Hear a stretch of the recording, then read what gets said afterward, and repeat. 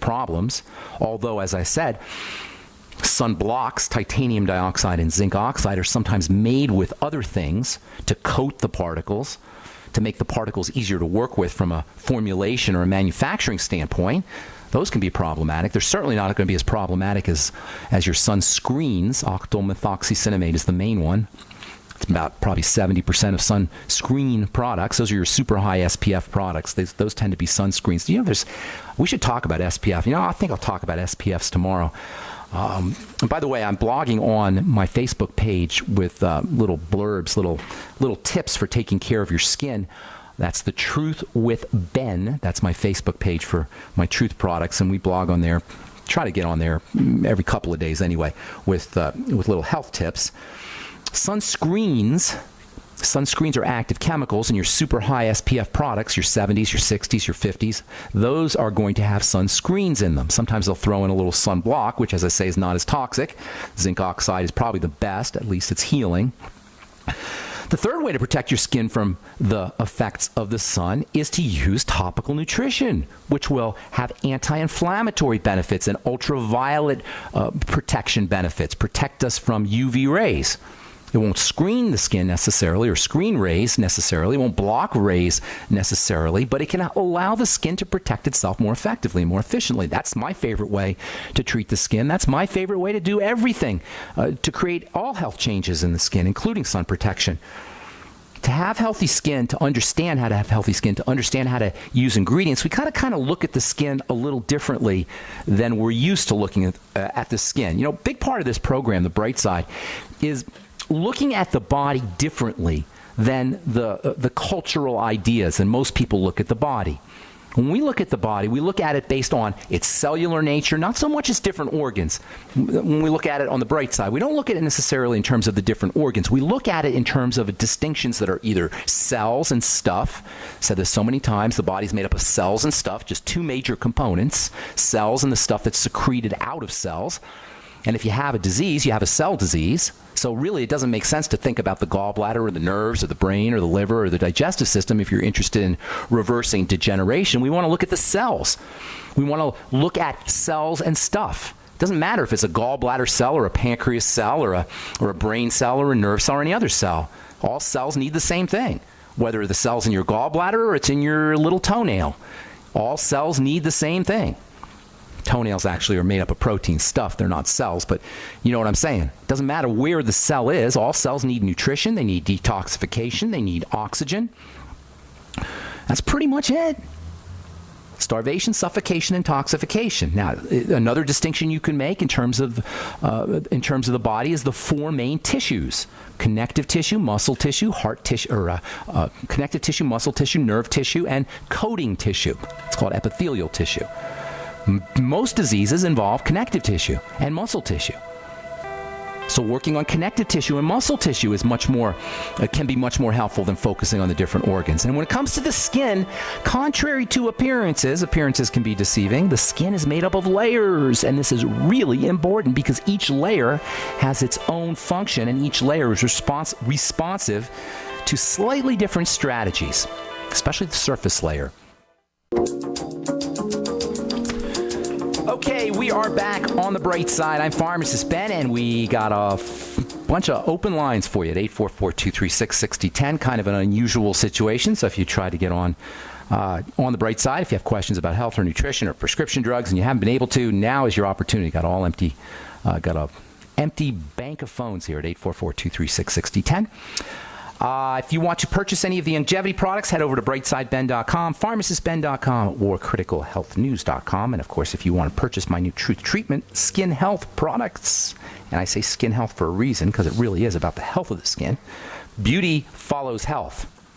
Form follows function, they say in architecture, and likewise, beauty follows health. You got to have a fully functioning skin or organ system, a skin organ system, I should say, to have a functionally beautiful and attractive skin. The skin is an organ of communication. Why do you think people are so fascinated with skin? Why do you think we spend so many billions and billions of dollars on skin? It's funny because we seem to care more about our skin than we care about any other part of the body, and in a way, the skin is the least at least compared to the heart and the lungs, it's the least of, I shouldn't say that. It's very important, very functional. All the systems in the body are functional. In any case, the skin is an organ of communication, and the skin is part of the brain. The skin is like a satellite of the brain. It's an extension of the brain. It's constantly informing the brain in a kind of like a satellite fashion. Like a scout, it's constantly scouting the environment and telling the brain what's going on. The skin is filled with neurochemicals, with neurohormones, serotonin, for example, high levels of serotonin. There's also sex hormones, estrogen and testosterone in the skin, and there's also what are called catecholamines. These are the neurotransmitters, nerve chemicals of stress, nerve chemicals of emergency, cortisol, epinephrine, adrenaline. These are all in the skin. Dopamine, pleasure hormone, pleasure chemical, that's in the skin. The skin is also, this is the most important thing probably about the skin, and well, we'll talk about layers here in a little bit, but one of the most important factoids about the skin, and one that's underappreciated, is that the skin is part of the immune system. I got this textbook I'm looking at right here. I collect skin textbooks. That's one of my little hobbies. And I got a textbook, Skin Immune System. Immunology in the skin. The skin is an immune organ, like the digestive system. Between the skin and the digestive system, you have the vast majority of your immune system. Why do you think the number one medication that you get from a doctor, from a dermatologist, from a skin doctor, is a steroid cream? What does a steroid cream do? It works with the immune system. That's how a steroid cream works. Prednisone cream and dexamethasone cream and betamethasone cream. These steroid creams that you get for eczema and psoriasis and pretty much all skin health issues, because that's all dermatologists have. That's all they got is an antibiotic, in terms of drugs anyway, antibiotic and a steroid cream. Steroid creams work because they suppress the immune system, just like internal steroids work by suppressing the immune system. The skin is part of the immune system. It's an immune organ. It's filled with immune chemicals, filled with inflammatory chemicals. It's inflammation is immunity. I got a Facebook post here from a gal. She says to me, she writes, hello, I'm looking for information on how to reduce inflammation in the body. Well, we hear, it's understandable she's asking for this because we hear about inflammation all the time. Anti-inflammatory this, anti-inflammatory that. Doctors suspect inflammation's behind everything. What is inflammation really?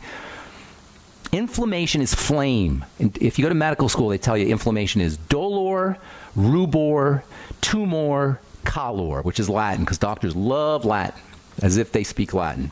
So anyway, Latin is the language of medicine. The four elements of inflammation: dolor, Latin for pain; calor, Latin for heat; rubor, Latin for redness; and tumor, Latin for growth.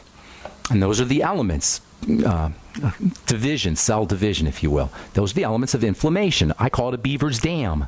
Inflammation represents the body's attempt to protect itself. This is the most important. If you turn this program off right now and never listen to The Bright Side again, you will know more about health than any doctor, and you will be able to doctor yourself more effectively than any representative of the medical model simply by understanding this, what I'm going to say right now. Inflammation is defense. Inflammation is a defensive response. It's a protective response. And there's different kinds of inflammation. You got two kinds of inflammation. You got macro, which is the kind big, macro meaning big. That's the kind of inflammation that happens if you get punched in the eye. You get a swollen eye, a black eye, or if you twist your ankle and you get a swollen ankle. That's macro inflammation.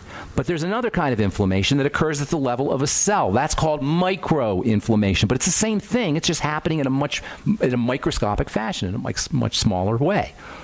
Microinflammation is a defensive response like macroinflammation is a defensive response. If you twist your ankle and there's damaged tissue, the body will protect itself from that damaged tissue by building a beaver's dam around the tear in your Achilles tendon or wherever you got your sprain or wherever you messed up your ankle or your knee or any other part of the body. Microscopically, the same thing happens. If a cell is damaged, if a cell is not dividing correctly, if it's sluggish, if it's diseased, the body will wall it off. It will protect itself. That's called microinflammation.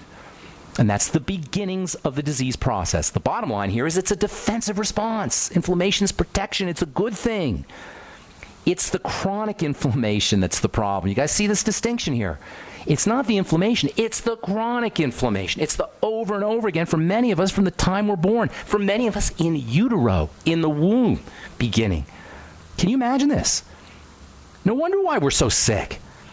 No wonder why our culture is, despite the fact that we got more medicine and more doctors and more drugs and more diagnostics and more high tech than any other culture on the history of mankind, we're the sickest and the fattest and the most chronically diseased because we don't understand this basic mechanism of defense. The body's protecting itself. That's why we're sick, because it's chronically protecting itself. Chronic protection, chronic lack of safety. Safety is at the bottom line here. Always, always, always safety. The body's protecting itself because it doesn't think the world is safe. It doesn't think the world is safe because there's no nutrition. There's no, physically anyway, there's no nutrition. There's no oxygen, and poison, especially sugar, which is a poison, is building up. It isn't that complicated. That's the good news. It isn't that complicated. We complicate things. We make it way more complicated than it needs to be. 844-236-6010 is our number. On in California. Did I say that right? On? Yes. O-N? Hi, On. Hi. How you doing? I'm doing great. I met you a couple of times. It's actually On Chin, but I just got up by On. I wanted to ask you about, you were talking yesterday on Dr. Wallach's program about heating food high and burning. We talked about microwaves, I think we were talking about. Is that what you mean? Well, I don't know, but I wanted to ask you about pressure cookers. What's your take on pressure cookers? Pressure is one of the ways you generate heat. Uh-huh. Pressure generates heat. So a pressure cooker works by generating heat via pressure. As long as you're generating heat, you're going to break down the molecules. So, yeah, even a pressure cooker, I'm pretty sure. Now, I don't know a lot about pressure cooking. I've never pressure cooked, actually, but pressure generates heat, and I'm assuming that if there's heat, it doesn't really matter whether it's generated by pressure or generated by anything else. You follow me? It's the heat that's the problem. If it's hot, it's a problem.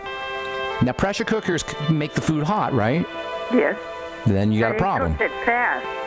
Hang on. We got to take a break. Hang on. Hang on, okay? Don't go away. I'm Pharmacist Ben. You're listening to The Bright Side. We'll be back after this.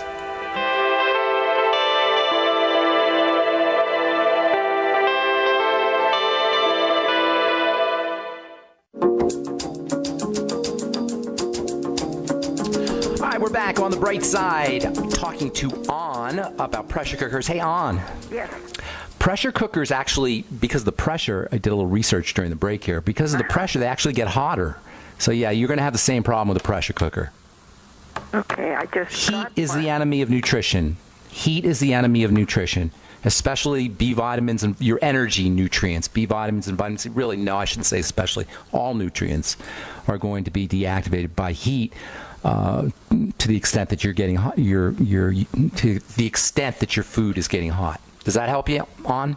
Yeah, yes. Can I ask you another question? What do you think about those ceramic non-stick pans?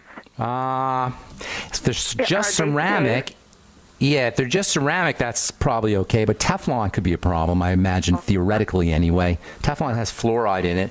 It's a minor problem, though, compared to all the other crap we're drinking and eating. It's really not the most significant thing to concern ourselves about. Although it's, I would stay away from nonstick unless ceramic shouldn't be a problem unless they coat it. You have to see what they're coating it with. It depends on the product pretty much. But you do want to, it's something you want to think about, but you have bigger fish to fry, as they say. Well, okay, thanks, On. Thank you so much for the info. Okay, good deal. Have a beautiful day. Bye-bye. Thank you. You too. Bye. Okay. I forgot, I didn't tell you about inflammation. This gal wrote me about how do you reduce inflammation. So we said inflammation is a defensive response, right? So here's the deal. You eliminate what the body's trying to defend itself from. It's the only question we need to ask if we want to get rid of inflammation or we want to reverse any kind of chronic, long-standing disease process. What is getting into the body physically as well as mentally and emotionally and spiritually? What is getting into the body that's causing it to not feel safe? Ideas can make the body not feel safe. jealousy and emotions, anger can make the body not feel safe. I don't listen to anything or read stuff about information that's not going to help me, that's not going to encourage me to feel safe. I want to know how I can get stronger and better, not what's wrong. I want to know what's right. And really, that's kind of the key here. We have to allocate